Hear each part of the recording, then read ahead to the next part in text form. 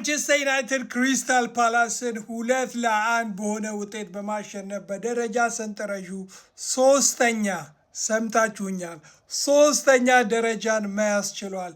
ወተ ጌም! ይህ ጨዋታ ለዩናይትድ ቀላል አልነበረም። በተለይም ደግሞ የፈርስት ሃፍ ፐርፎርማንሳችን ስፔሲፊክሊ የመጀመሪያዎቹ 30 እና 25 ደቂቃዎች በጣም ተረብል ነበሩ። የዩናይትድ ተጫዋቾች እርስ በርስ መቀባበል አቅቷቸው ኢንቴንሲቲያቸው የወረደ፣ በመከላከል ደረጃም ተረብል ነበርን።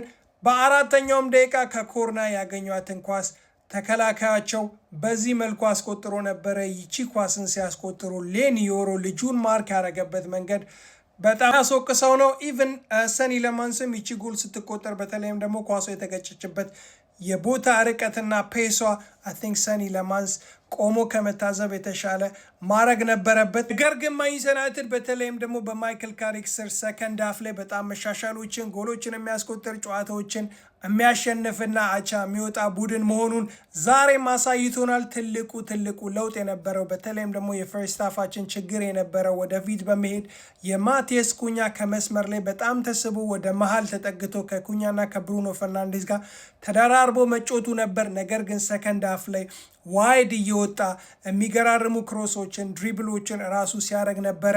ይህም በማይክል ካሪክ ትዕዛዝ የመጣ በማቴስ ኩኛም በተግባሪዋ ላይ የጨዋታው ትልቁ ለውጥ ነበረ። ማቴስ ኩኛም ሰከንድ ሃፍ ላይ ከፈርስት ሃፉ በተሻለ መልኩ መንቀሳቀስ ችሎ ነበረ። ማንቸስተር ዩናይትድ ላገኛትን ፔናልቲ እንዲሁም ደግሞ ክሪስታል ፓላሶች ላገኟት ቀይ ካርድ ትልቁ ሚና ተጫውቷል። ካፒቴናችን ብሩኖ ፈርናንዴዝም የምትገርም ፔናልቲ በጨዋታ ላይ የክሪስታል ፓላስ ምርጥ ተጫዋች የነበረውን ዲን ሄንደርሰንን በቀኝ በኩል አስተኝቶ በዚህ መልኩ ማስቆጠር ችሏል። ሁለተኛዋን የዩናይትድም ጎል ብሩኖ ፈርናንዴዝ በዚህ መልኩ ከዚህ ቦታ ላይ ክሮስ፣ ቤንጃሚን ሴስኮም ከዚህ ቦታ ላይ ፓወር ያለው ሄዳ በማስቆጠር ዩናይትድን አሸናፊ ማድረግ ችሏል። ሴስኮ በመጀመሪያ 15 የፕሪሚየር ሊግ ጨዋታዎቹ በሩበን አሞሪም ስር 2 ጎሎችን ብቻ ነበር ማስቆጠር የቻለው። ነገር ግን ማይክል ካሪክ ከመጣ በኋላ ወይንም ደግሞ ሩበን አሞሪም ከተሰናበተ በኋላ ባረጋቸው 7 ጨዋታዎች 6 ጎሎችን ማስቆጠር ችሏል። የዛሬዋንም ጎል እንዳለፉት ጎሎች ከተቀያሪ ወንበር ላይ ሳይሆን